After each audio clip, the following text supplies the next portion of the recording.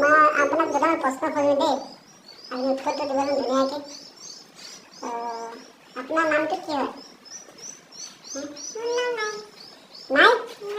এইটো নাম কি আকৌ? দেউতাকৰ নাম কি?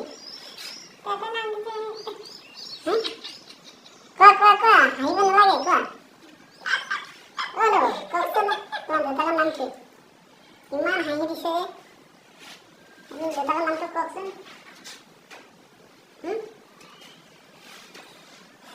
আপোনাৰ জন্ম জেগাটোৰ নাম কি কওক? নাজানে অসমীয়া ক'ব নোৱাৰে আপুনি? ইমান হাঁহিছে যে।